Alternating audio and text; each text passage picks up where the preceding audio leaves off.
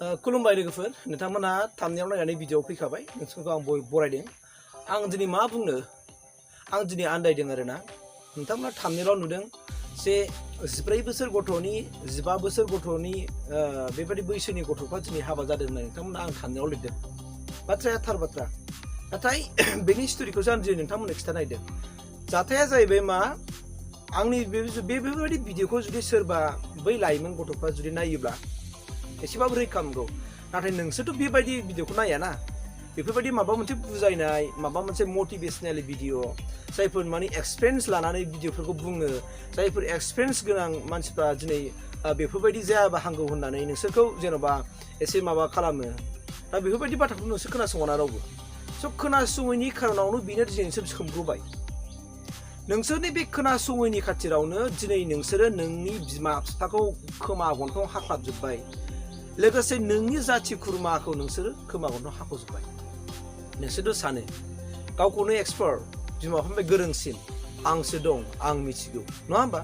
आंसो दं आं मिथिगौ बेबायदि साननानै दिनै नोंसोरो बेफोरबायदि अगेन खामानिखौ मावबाय जेन' आं हाबा जानो मोनथारनाय नंला आं हाबा जानो हानाय नंला बेखौ जुदि मोनाब्लानो आंनो बेखौ नांथारगौ बस आं हाबा जागोन बे बैसोआव आं हाबा जायाबानो आं हाबा जानो मोननाय नंला मा बिदि सानदों दा स' बेखायनो आं बुंदों नोंसोरो माबा मोनसे रोंनो आरो सोलोंनो बुजिनो गोसो दंबा आंनि भिडिअखौ नाय Btrinfostudio इउटुब चेनेलखौ साबस्क्राइब खालामनानै ला दिनै नोंसोरखौ आं फंबायनि समान बिनावनि समान फिसाजोनि समान बा बायदि बैसोनि समान साननानै आं दिनै बुंदों नाथाय आं दुखु मोनदों दिनै बे जाथाया जाय जाथाया जाथावा नङा एसे आगोल सिगांसो दिनै गोबां उन्दै बैसोआव हाबा जानाय मानसिखौ दिनै हमनानै जेलाव सोबाय खस्थ' मोनबाय हिनजावखौथ' जेलाव सोखायाखिसै हौवाखौथ' सोदोंना हौवानि बिफाखौबो सोबाय हिनजावनि बिफाखौबो सोबाय बेखौ सोर खालामगोन दाना नोंसोरसो खालामदोंना आरो ओरैबायदि बाथ्रा मोनथिनानै बिराद दुखु मोनबावदों आङो जाय हौवानि बिमाया हिनजावखौ लाखिनो मोनैनि थाखाय गावबुराखौ बिगाब रायनाय गावबुराखौ बिराद बायदिसिना होननाय गामिनि मानसिफोरखौ बायदिसिना होननाय इसेबां गाज्रि सोंखारिनाय सासे बिमानि खुगायाव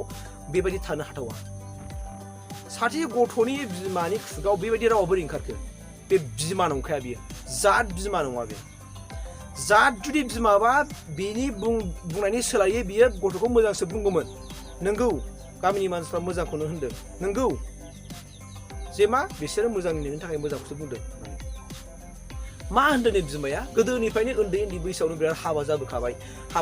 दिनैसो मानि बादा बेराय बे बादाखौ दाना सोर खालामखो मा गामिनि गावबुराया खालामदों ना गामिनि खालामदों देख आसाम गभर्नमेन्टआ दिनै अननानैनो बेफोरबायदि बैसोआव हाबा जायोबा बिसोरनि इयुन जेनेरेसनफ्रा मा जायो बिसोरनि उन्दै गथ'फ्रा मा जायो बिसोरदि गावनि गथ'फोरखौ माबायदि बुजायनो हागोन उननि समाव बेफोरनि थाखाय गोबां माखासे सालिजारि खालामनानै सिङाव गोबां माखासे खोथा दं स' बेखौ लानानैसो दिनै आसाम गभर्नमेन्टआ बेखौ दिनै आयेन बानायदों आरो बे आयेन खालामनायावहाय गोबां दिनै बिमाफ्रा दिनै रंजानानै खाजि खाना जादों होननानै आं सिगाङावनो भिडिअ बानायखाबाय रंजादों मानो गथ'खौ बुंनो हाला गथ'खौ बुङोबा दाय जायो स' बेनिखायनो सरकारानो मावबाय थानाय खामानिखौ बिसोरो गोसोजों रंजानानै बे खामानिखौ मावदों होननानै आं सिगाङावनो खिन्थाखाबाय सोरबा पार्टि जादों बिमाफ्रा दा दिनै सासे बिमानि खुगानिफ्राय बेबायदि राव खोनानाया जोबोद दुर्बलथा दा आं बेखौसो मोजां मोनबाय दिनै बैसागु जानाय लोगो लोगो जाथायाथ' जाया नङा जाखायो सिगाङावबो मोनसे जाथाय जाबाय आं नोंसोरनो खिन्थाखाबाय आरो दिनै दा हाबा जानो बैसो जायै गथ'फ्रा दिनै खारसनलायबाय बे खारसनलायनानै गामिनि गुरलाब मिटिं जालायबाय मिटिं जानायनि गेजेराव दिनै रायलायनायनि गेजेराव माखासे खोथाव थाबाय मोजांनि बाथ्रा आं जोबोद गनायदों 2 बोसोर 3 बोसोर बैसो जाजासिम नेहोलायनाय जाबाय आरो बे बाथ्राखौ जों बयबो मानिलायगोन खिन्थु गासैबो बाथ्राफ्रा जेन' रायलायनाय बायदि जानानै थानांगोन मानोना बे रायलायनायाव दिनै नों न'खरनि बिमाया गोसो बायदि बुंबा जानाय नङा बेवहाय बिराद दायथ' दङ आरो गावनि फिसाखौ खांनानै गोबां माखासे दायथ'फोर दङ ओंखायनो आं बुंदों कि आंनि भिडिअफोरखौ नायोबा एसेबाबो गावखौ साननो हानाय जागौ नाथाय नायानो बयबो एक्सपार्टखा नालाय स' जायफोरनाखि एक्सपार्ट नङा मालाय बिसोर नायदों एसेबाबो हेल्प मोनदों बिसोरो एसेबाबो हेल्प मोननो थांना थानायावहाय स' बेनिखायनो आं बुंदों जाय बिनानावमोनहा जाय फंबायमोनहा आंनि भिडिअखौ नायो बिसोरो एसेबाबो हेल्प मोनगोन उन्दै बैसोआव हाबा जायोबा बिनि फिथाइया मा मोनो दिनै नोंसोर 15 बोसोराव 14 बोसोराव नोंसोरखौथ' हाबा जानो थिनाखैना बैसोनि अनुजायैसो हाबा जानांगौ हाबाखौथ' जानो मोनखायो सानसेबाबो जानो मोनखायो नाथाय बे बैसोआव मालाबा सानब्रेयो बांद्राय सानब्रेयो लाइमोन बैसो आरो सेंग्रा बैसोआ मानसिनि सुथुर देरसिन सुथुर होननाय दंखायो बेखौ जेब्लानाखि नोङो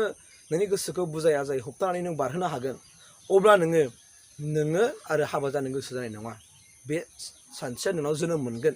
दिनै नोंसोर नाय नोंनि गामियाव दं नोंसिनि ओनसोलाव दङ दिनै गेदेर गेदेर मानसिफ्रा दिनैसिमबो हाबा जायाखै मानो जायाखै बिसोर उनखौ सानग्रो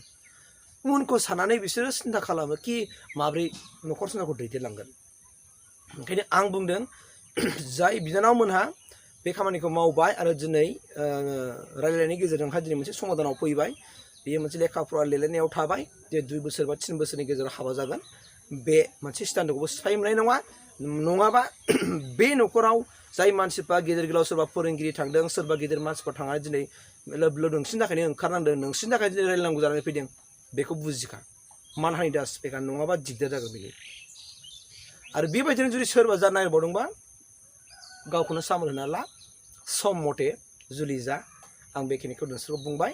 आं दुखु मोनदों दिनै गोबां बाथ्रा आं खोनादों सासे बिमाफ्राबो लाइसो होबावो ओरैबायदि बिमाफोर दङ